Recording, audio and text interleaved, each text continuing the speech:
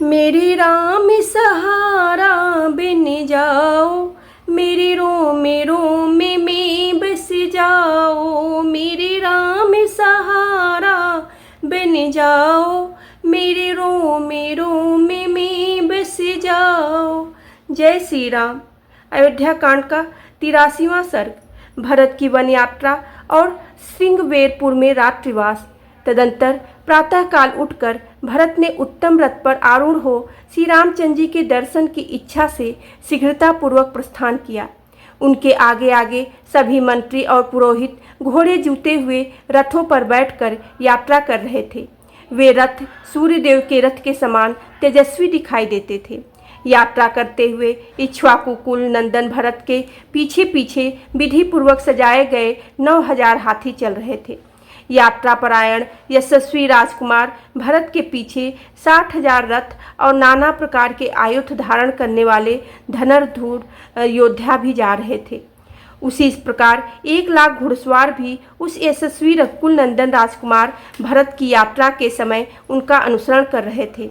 कैकेयी, सुमित्रा और यशस्विनी कौशल्या देवी भी श्री रामचंद्र जी को लौटा लाने के लिए की जाने वाली उस यात्रा से संतुष्ट हो तेजस्वी रथ के द्वारा प्रस्थित हुई।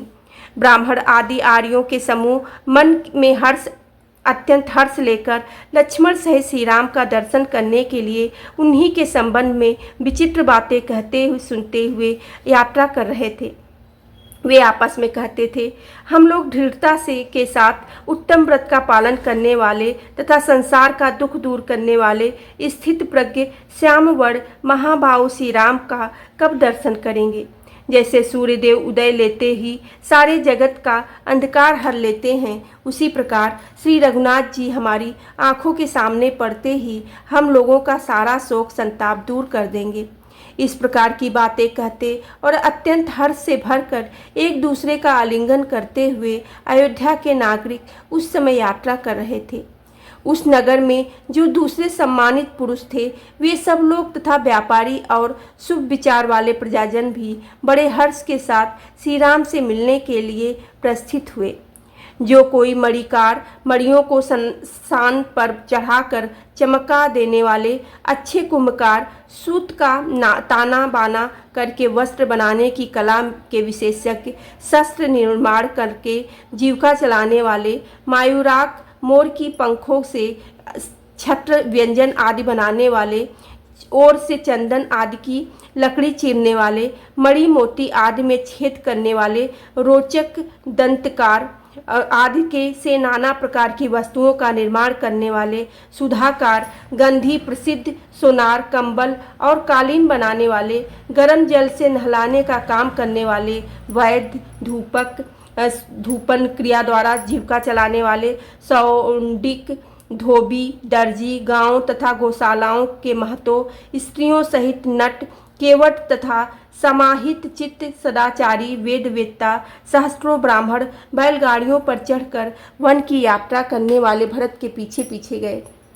सबके वेश सुंदर थे, सबने शुद्ध वस्त्र धारण कर रखे थे तथा सबके अंगों में तांबे के समान लाल रंग का अंगराग लगा था। वे सब के सब नाना प्रकार के वाहनों द्वारा धीरे धीरे भरत का अनुसरण कर रहे थे।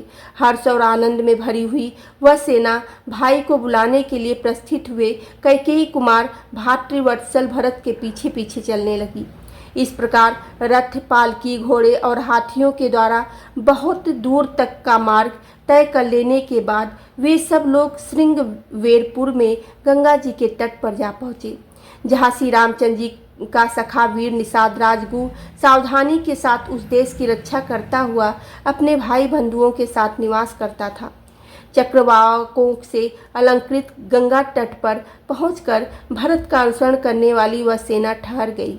पूरे सलीला भगीरथी का दर्शन करके अपने उस सेना को शिथिल हुई देख बातचीत करने की कला में कुशल भरत ने समस्त सचिवों से कहा, आप लोग मेरे सैनिकों को उनकी इच्छा के अनुसार यहाँ सब ओर ठहरा दीजिए। आज रात में विश्राम कर लेने के बाद हम सब लोग कल सवेरे इन सागर गामनी गंगा जी को पार करेंगे। यहाँ ठहरने का एक और प्रयोजन है। मैं चाहता हूँ कि गंगा जी में उतरकर स्वर्गीय महाराज के परलौकिक कल्याण के लिए जलांजलि दे दूँ।